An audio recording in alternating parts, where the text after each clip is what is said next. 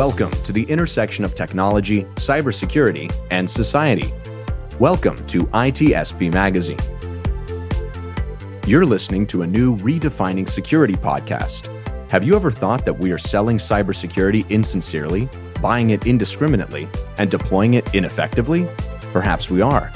So let's look at how we can organize a successful InfoSec program that integrates people, process, technology, and culture to drive growth and protect business value.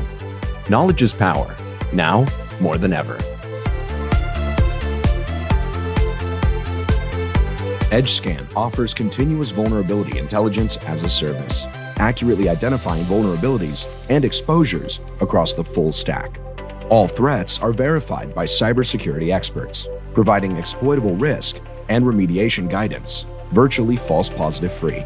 Learn more at edgescan.com.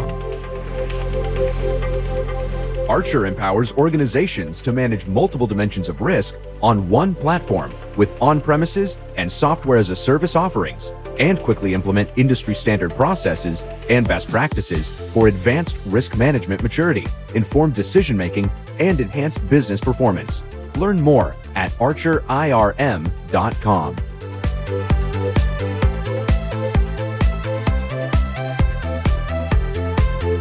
Marco. John. Here we are. We're in a critical moment. Aren't we always in a critical moment? Lately, seems like it's the news. Something critical. You know what else is news? Digital transformation has been news. That's old news. That is old news. You know what's really old news that we continue to leave further and further behind? The Industrial Revolution. The industrial control systems that we built to run all this stuff that we're now trying to automate and control with software. Wait, are you telling me that the entire system now is still the way it used to be in the late 1700s? Are we close there? Are we that bad? The only difference is it now has an Ethernet controller attached to it. So it's even worse. It's now exposed. Wow. No, let's not scare everybody. We're not there. We're not there. But I think that we may be a little behind, and there are a lot of things that need to be done. Maybe not just at the local level in each specific country, but maybe something that needs to be coordinated, as we are all interdependent all over the world in the way that we use energy, that we have commerce, markets interacting one with the other, and it's complexity. We always go there. It is complex, and with complexity comes heads in sand, right? So let's just ignore it. Or many people don't know how to begin to understand what the complexities are and what those mean to them personally and socially. I'm one of them. So you're one of them. I'm one of them as well. We brought somebody that is going to explain us. But thankfully, we have somebody who wrote a book about the topic, which is about protecting critical infrastructure and industrial control systems. I'm very pleased to welcome Ernie Hayden to the show. Ernie, thanks for joining us. Thank you. Glad to be here. And we're excited to learn more about your book and how folks can leverage it. It's actually a guide for folks, or a reference resource, if I'm not mistaken. So we're going to talk about that. Yep. Before we get to the book, though, a bit about some of the things you've been involved with and things you're working on now that perhaps led you to write the book. Okay. Well, great. Well, again, thank you to you gentlemen and ITSP Magazine. Really enjoyed the opportunity to talk about my book, and I appreciate meeting you. Let me talk about my background first, because I think that will help the listeners understand where in the world this book idea came from. So I've been working for 45 years. I mean, I graduated from University of Washington in 1974. And so the immediate reaction is, this guy's old. And maybe I am, but I like to think of myself as seasoned. Okay. So, so since 1974, I've got kind of like two large career chunks. from 1974 until around literally the day after 9/11, I was on the energy side of the business. I was doing things like nuclear energy, nuclear engineering. I was working with electric utilities, distribution, transmission, other like solar, distributed resources, and that kind of thing. And on 9/11, literally 2 days after 9/11, my boss, the president of a company I was at called Alstom Esca, said to me, look, with 9/11, a very bad event happened and we need somebody to take over security. I'd like you to do that. And his comment was, I have no idea what that means. Just do it. And from that day until literally now, that's all I have done is security. And my security has included cybersecurity and physical security. And I've had certifications for all sorts of things, including industrial controls. I have the SANS certification. I've got my CISSP. I also had the certified ethical hacker for about, held that for about 10 years. And then also my recent one, the last 4 years, has been a physical security professional from ASIS. And what I have had a chance to do is work at utilities, refineries. I've been to the oil sand sites up in northern Alberta. I've been to facilities and chemical plants and refineries and oil plants in Saudi Arabia and the Middle East. I've been to South Asia. I've been to Southeast Asia. I've done a lot around Europe, even done things in North Africa. So I've had a chance to really do some very cool things in my role as a security person. The longer I work, the more I realize I'm less of an expert because there's so many new things going on. It's a challenge.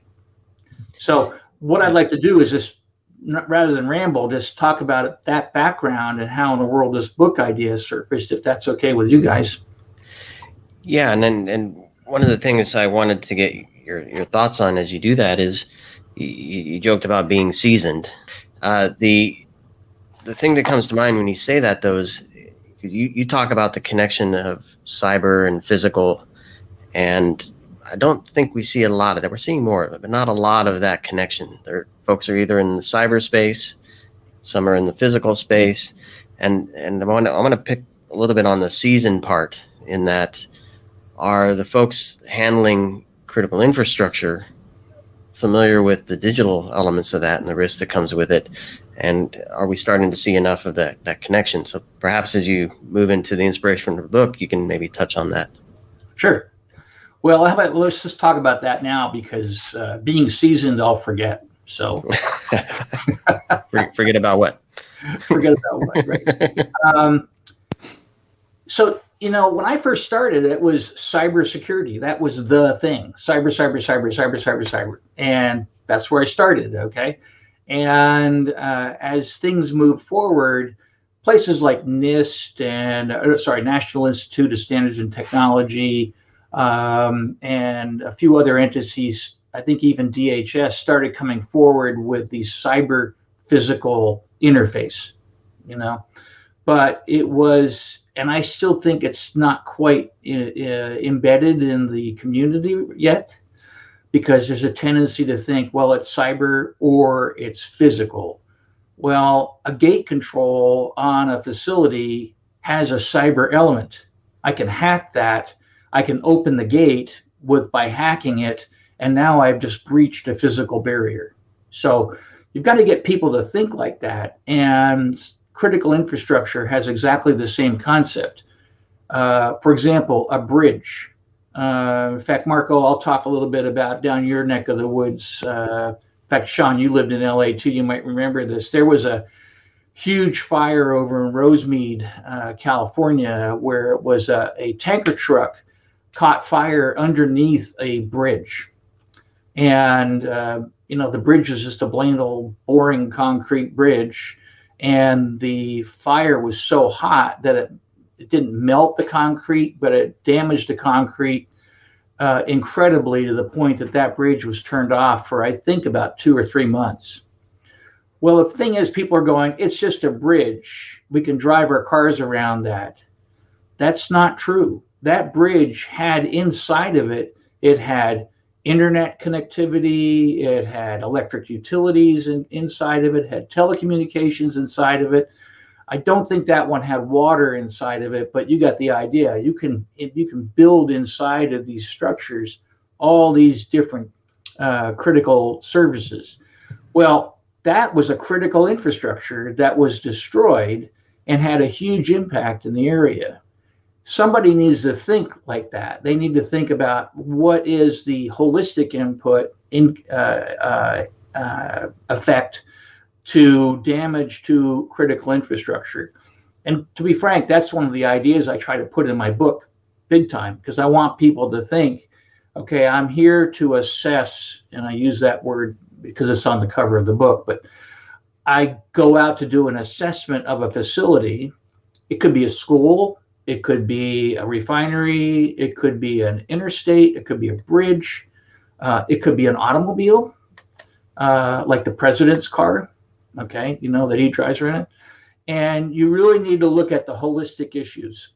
What are the threats on these things, and what are the vulnerabilities? And threats times vulnerabilities times consequences equals risk. So how about if I just stop there, and then you guys can just throw your questions at me? And well, I'm going to jump on this because you just said something that I wanted to hear, and I wanted the audience to hear, which is you define and named some critical infrastructure that probably people didn't even think, like, wait a minute, how is the president car a critical infrastructure, right? So we always think, as you say, oh, it's the nuclear plants, it's the electric facility, but then you realize that in this interconnected world, and we were joking at the beginning, like, sure, it's the industrial revolution, everything goes as steam, but is IoT. Wow, okay. Can you imagine that? I mean, I go there with my creative brain, and I kind of want to write a book about it, a steampunk IoT book. But let's go there. Like, explain maybe how you have seen throughout your career this interconnectivity augment complexity, therefore almost making it impossible. And I don't want to be, the bearer of bad news, but to make everything secure. Yeah. All over the world. I mean, even with the pandemic, we see that if you break something, it's not just that thing, it's everything connected to that. So let's see how you have approached this in your book. Sure. Well, excellent point. Great question. I love talking about this. So you'll have to cut my throat in order to get me to keep quiet. But go for it. Really, I meant like that. So anyway, first of all, let's start back in the old days. Okay, the early days of infrastructure. Like the Brooklyn Bridge. It was made out of wood. Maybe had some steel built into it, but cables, that kind of thing. Even the Golden Gate Bridge, right? But imagine losing those bridges during any kind of event, whether it be a hurricane, alien invasion. I mean, who knows what? That's a major, major impact. Okay, just because of transportation, and transportation is considered a critical infrastructure. Now, admittedly, my car is not critical infrastructure. Nobody cares, right? But the president's car, as I alluded to, is critical because when the president is in it, he's part of the government, and the government is considered a critical infrastructure, for lack of a better term, okay? So in the old days, these systems were pretty boring. They were just a bunch of pieces and piece parts put together. There really weren't any systems to them. And as a result, if a tire blew on a car, truck, and I don't mean to focus on cars, I have to get better examples. But the point is that the thing is, it was kind of a non-event. All right, get out, change a tire. All right, nowadays, I live near a facility where it's called PACCAR. PACCAR manufactures Freightliner trucks, and this is their R&D facility. And they have trucks out all the time carrying giant concrete bricks, and all they do is drive these trucks to death. Those trucks are highly censored, highly censored. They can tell you the tire pressure, they can tell you whether or not the vehicle's temperatures are high or low, they can tell you about when the oil condition, they can tell you about tons and tons of things. Is that truck critical infrastructure? No, but where are we today? We don't have enough truck drivers. And as a result, when you go to the grocery store, there's no toilet paper on the shelf. There's no towels, paper towels on the shelf. There's no toys going to be available for Christmas because there's not enough truck drivers and the ships are all stuck someplace. So critical infrastructure is very, very broad and it's interconnected. And in my book, I talk about a paper that was written literally before 9/11. I think it was published about 2 months before 9/11. And it's a seminal paper that was written to basically talk about interconnectivity and interdependencies of critical infrastructure.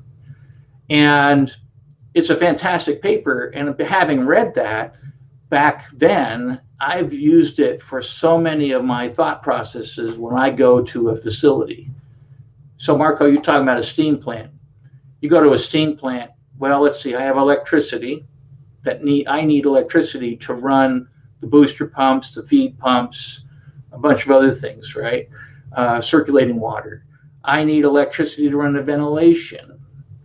Okay, now I generate the steam. Well, what do I need there? Well, I need water. I need ability to collect the water, to refresh the water, to make sure it's clean, demineralized or whatever, or at least using filtration and different types of cleanup mechanisms. Okay, so I need water, I need electricity. Oh, by the way, I need fuel because I got to burn a fire to make that water boil to make the steam. Okay, where does that fuel come from? Is it natural gas? Is it oil? Is it nuclear or whatever? So you have another one. Okay, well, let's go back to the fuel. Where does the fuel come from? Well, it's on a pipeline, or it's from a delivery of a truck, or it's from some other mechanism. Okay, is it literally right there on the site where they have a drill in the ground, they pump out the oil or the natural gas and they pump it into the facility? All right. Then we also have the IoT, the Internet of Things. Well, I need an internet connection. I need telecommunications, etc. So all these things combined really bring to bear a really fantastic opportunity. I have a steam plant that runs and makes steam and I can use for a variety of things. But what if I lose one of those? What if I have an impact on one of those that can ruin my day, so to speak? That's the interconnected aspect.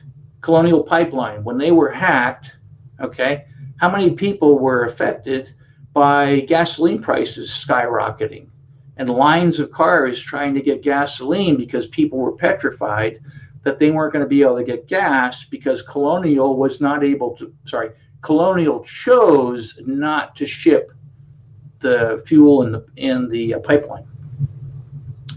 I'm going to pause you on that note, Ernie, because that word you used, chose, the one that I'm always interested in, and when we talk about cybersecurity from the business perspective, it's always viewed as the department of no. No, you can't do that. It's too risky. No, you can't do that. We're out of compliance. No, you can't do that.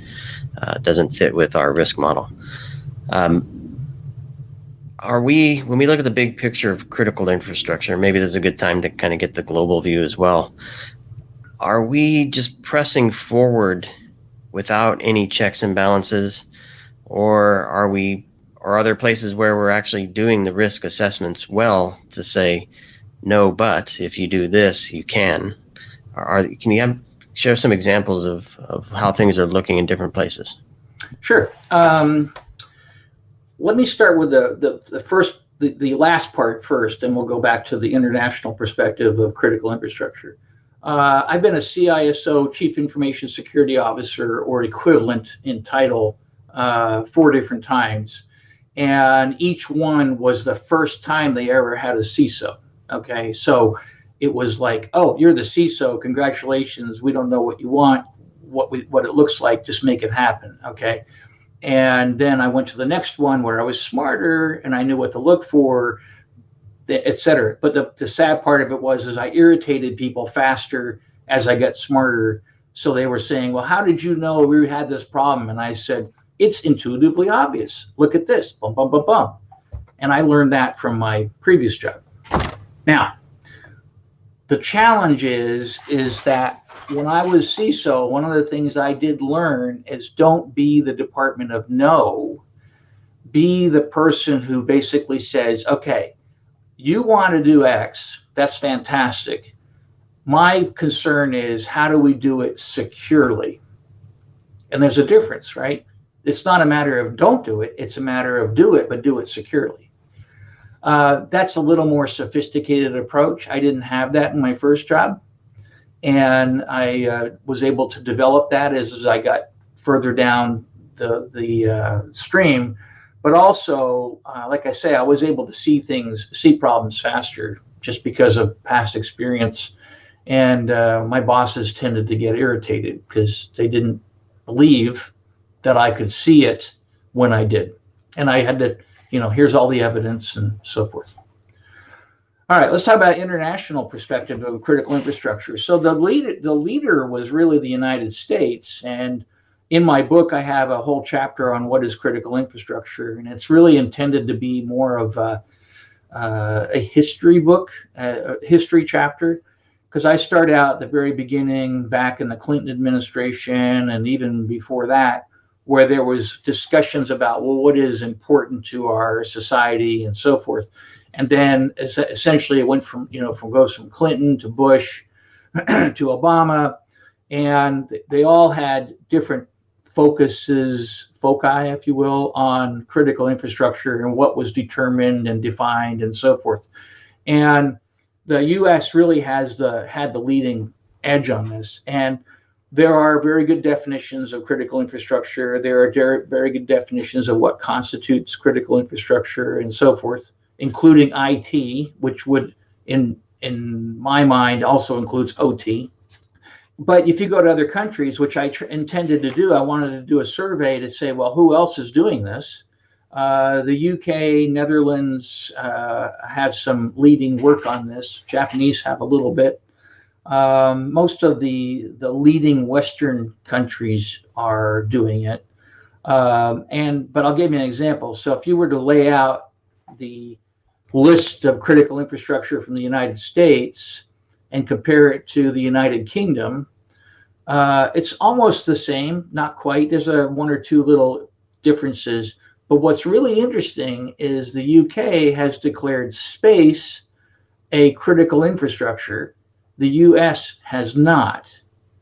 So let me give you an example. UK says, hey, space is really critical. Well, what do we have? We have satellites. We have to worry about spaceborne attacks, from another country. We have to worry about how space is used for space junk, et cetera, et cetera.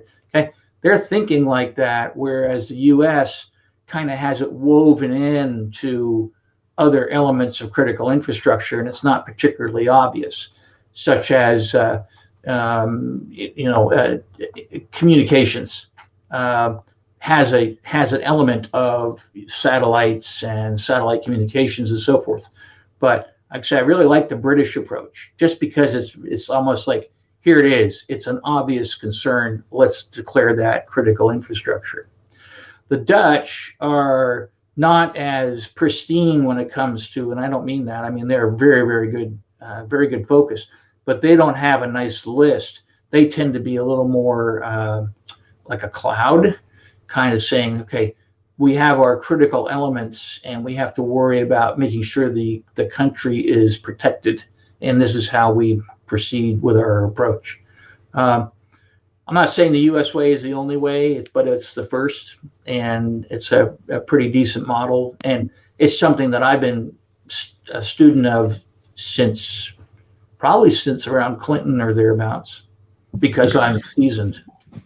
I'm gonna ask you this because it makes me think from a political science point of view what you just said. And the Dutch wants to focus on defending the country, so let's leave space where it is unless it's affecting the country. But is nowadays possible to defend your country without coordination with other country, and therefore considering space, as you say, you like the UK approach, to be relevant? Even if you focus on your country, you need to focus on what is not, right? It's not just space. It's where we do communication and other things. Yeah. Well, first of all, I apologize to the EU, because the EU is actually doing a lot relative to critical infrastructure, and the Dutch are part of that. So, and so are the Italians. So there is an element of focus on critical infrastructure in the EU, because the EU is smart enough, if you will, to say, hey, we need to worry about these interdependencies. Right. What if there's an event that occurs in France that in turn negatively impacts Italy, or vice versa, so forth.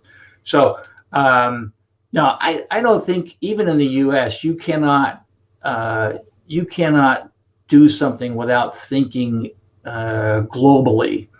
For example, most of the electricity, like where Sean is right now, there's a ton of electricity coming down to New York City from Quebec. I mean, it's just and the same thing on the West Coast. There's a ton of electricity coming down from British Columbia. Okay, so you have to worry about the international aspects for all of it: water, electricity. Even, for example, what's the big push right now is supply chain cybersecurity focus, and SBOMs, software bills of materials, right? That's all international. I mean, if you think about it, I want to buy a new hard drive today. Where was it made? Probably Malaysia or Taiwan. Mm-hmm. Okay. And then the chipset that's inside the hard drive has software in it. Where'd that software come from? Yep. Did it come from China? Did it come from Taiwan, Malaysia? Did it come from the US? Mm-hmm. There are so many ways of looking at this. That's what I find exciting about it. I mean, I love the subject, and I could talk for years.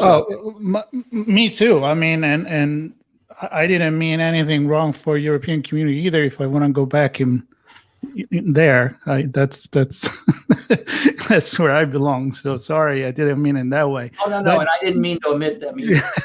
But when you look at the past and you look at history, actually, yeah, I mean, we have experienced directly all this interdependency more than other country like the US that is, all the way here. I mean, until we connected everything, you could be here, have a world war, and not really be affected so much. So I love this talk too, but what I would like to know now, and I'm sure Sean has a few questions here, is who do you had in mind when you wrote this book? Who did you write for, and what kind of advice, practical advice for the cybersecurity professionals you can find there? So what's your audience? Well, I wrote this, I think that goes back to the genesis of why I wrote the book. So I wrote the book more or less to basically say, this is how I have done this work for years and years and years. I started out back I was with a company in Atlanta shortly after Chernobyl happened. And so it's like 1986 or so. And I was working for a company called the Institute of Nuclear Power Operations. And we would go out to nuclear plants around the world and do assessments to look for nuclear security and nuclear safety risk. And a nuclear plant is a giant steam plant, right? It's a giant generation plant, just the fuel source is nuclear, the heat source, not oil or gas or whatever. I learned a lot when I was at INPO, and I learned a lot of techniques and a lot of approaches. And as I proceeded through my career, I carried all of those concepts and lessons learned and everything else with me as I proceeded to do consulting or work internally to my own company that I was at and so forth. And basically, it gave me a methodology. So if somebody said to me, Ernie, I need you to do a risk assessment of XYZ, I right away, I knew how to do it. I mean, I already had the checklist in my head. I had the concept. I knew where to look, how to look, and how to try and categorize the findings or the risks that I identified. All right. Well, because I was able to do that, and when I was working with people, I would get the questions like, how the heck did you learn this? How do you know how to do this? And for me, it's very natural. It's just boom. I even have a methodology that I talk about in my notebook. In my book on how to put your notebook together when you go out in the field and how you carry it when you're climbing up and down a ladder and all that stuff. Sounds trivial, but believe it or not, it's stuff I learned, right? So what happened was, I'll be 70 in March, and I was starting to think about, well, should I retire? Should I not retire? I don't know. And I decided that I was going to write a letter to the industry. And so a friend of mine wrote a book. I asked him, I said, how'd you write the book? He gave me some guidance on some other external references to take a look at. And so I just read those, and I sat down and I started to write a book, and I was going to self-publish on Amazon. Well, Phil Rothstein, who's the publisher of Rothstein, was the one who basically sent out a mass mailing to all of his mail list and said, if anybody's got a book idea, let me know. I did. And because I'd already written a couple chapters and I had a table of contents and a few other things, I mailed it to him, and then he said, this is what I like, this is what I want, let's make it happen. So it was kind of serendipitous in its way that it occurred. So who am I writing this for? Well, again, I'm writing it for the industry. It's kind of like saying, dear industry, I've had very good success using this technique. Here it is. Boom. The second thing is that there are a ton of junior engineers coming out and junior auditors and brand new people coming out into the industry. And whatever that industry is, it could be oil, gas, electric, refining, or whatever. They're coming in and they have to learn how to look for threats and vulnerabilities and consequences, i.e. risks. Well, this is a textbook on how to do that. And I wrote it with the intent of saying, okay, section 1 was, I'm going to teach you about what is critical infrastructure, what is risk, what are different types of risk assessments. And section 2 is what I call the handbook. And this is where it's like, okay, I have a flow chart in the book, and I have a variety of things that you should be doing for each section. And the flow chart is in 3 phases. Phase 1 is preparation. Phase 2 is on-site. Phase 3 is writing the report. And of that, there's a lot of sub-elements that are to be looked at. And then the third section of the book is essentially it's a report. It's not an exact duplicate, because what it is, it's a hybrid. And I captured a bunch of different findings and things from other customer events, and everything was changed to protect the innocent. So it wasn't like I had a finding from a paper mill and somebody went, oh my God, I recognize that, and I'm going to sue you.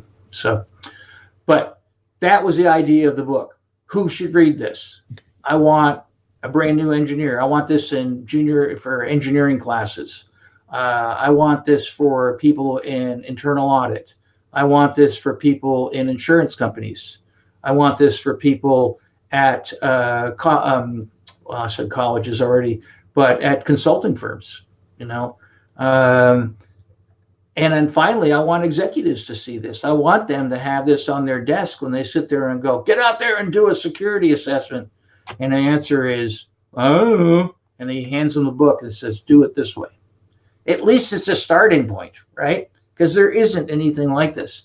And if there is, no one's ever told me you wrote a book that's redundant. And even if there was, having your perspective with your experience would seem to be worthwhile anyway.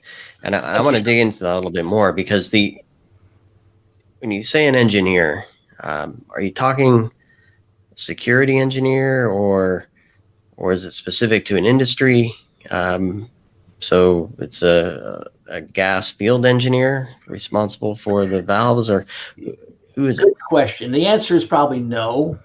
It's probably almost like if you work in critical infrastructure, and we already know that's a huge area, okay?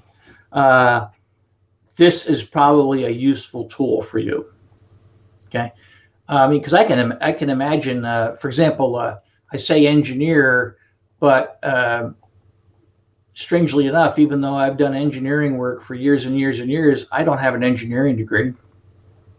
Okay. I was a nuclear engineer in the Navy. I was declared chief nuclear engineer by Admiral Rickover, but I don't have an engineering degree. So am I an engineer? Not really. Well, sorry. Some people think I'm not. Some people think I am. So anyway, the point is I guess that too, then, because then earlier you mentioned IT, and I think you said which includes OT. OT, right? And certainly there are physical systems in both. They look different. We can naturally be in cybersecurity and information technology. I can see the software elements in that world. It's a little less clear for me in the OT world what the software elements are, and the interconnectivity and the networking, and I presume there's cloud and all that stuff there as well. How does the book help connect those two worlds? Well, it probably doesn't do it pristinely, okay? But what it is intended to do is teach people how to think and how to look at a facility, for instance, okay? If you think about it, this is where I got my nuclear training when I was a Navy nuclear guy, is that thinking in terms of systems, right? I mean, I think back on my training, my basic training, and then also going through all the certifications and qualifications. And you need to understand systems, and you need to understand systems and how they interact with other systems, right? So, for example, I never really, if I was running the plant, I was not worried about a particular valve or check valve per se. What I was worried about is the impact of system A on system B, and if system A fails, what's the impact on systems B, C, D, E, and F, okay? So when it goes to the IT and OT side, right, just because I've been exposed to that, I still think in terms of systems. But for example, let's say I go to a plant. Okay, I'm going to use this as an example, which might help. So I'm at a factory. The factory uses SAP, so was an enterprise resource planning program. Okay, and it uses SAP to do lovely things like make barcodes that you put on top of packages, and it keeps track of inventory going out of the building and coming in the building and so forth. Okay, that is normally an IT system. But I've been out to factories where I see SAP on the factory floor, and the factory is OT, operations technology, right? All the PLCs and the different devices that are running the packaging machines and the conveyor belts, et cetera, okay? At first glance, people go, so what? Okay, I need that barcode. I need that information. The challenge is, which I've seen, is that you've got an IT system coming into the OT part of the plant without a firewall, without any kind of protection, so that if I wanted to hack the company, I go out on the factory floor, I find the SAP machine, and I do my inject there with a cyber attack. And it not only screws up the packaging and the labeling, but also it goes back on the line, back into the enterprise IT network, and I can shut everything down. Ransomware is a good example, current example, but why not just a simple denial of service attack or a virus? I mean, I can just do that. So that's how I want people to think, and that's how I think when I go into a plant. It's almost like, oh, this is nice. This is SAP, but why is it here? And if it's here, that's good, but is it protected? So I literally look at the architecture diagrams. I go up to where it penetrates into the plant to see where it comes in and so forth. And that's how I can look at it and go, you got a problem here, and this is how I suggest you fix it. See what I mean? It's kind of it's a holistic view. And every time I see something, I ask the question, is this right? Is this okay? Is this safe? Is this secure? And if the answer in any way is no, or even a little bit no, then that's what I would pursue. Mm. See, I love this because we went from the history to your experience to some like political approach to some really relevant advice. And at the end of the day, it is about what I believe cybersecurity is, which is question everything, right? I mean, there is no certainty. It's like the hacker's mindset. Like, can I make it better? Can this be an entry point? Can this be, protected? Is it protected? And so many questions. So ask a lot of questions. And we did ask a lot of questions to you. I'm sure there is plenty more answer even to questions that we haven't asked you in the book. So we are really happy that you took the time to join us on this. We're going to call it off now because, of course, Sean could go with another last question, which I'm going to cut in the books before I even think about it. And hopefully we'll have you back on ITSP Magazine. We really enjoyed this chat. And honored. Yeah, and for the audience, you know how it works. You can go to Redefining Security section or channel on ITSP Magazine, and then from there there'll be links to learn more about Ernie, to learn about the book, and any other resource that Ernie wants to share with us. We'll put links there. So again, Sean, great conversation. Looking forward for more. And I think you nailed it, Marco, that it's about asking questions, and sometimes you need to know what the questions are before you can ask them. And it seems like Ernie's captured a lot of that in the book, and hopefully folks find it valuable and resourceful. Thanks again, Ernie. Thank you, guys. I really appreciate it.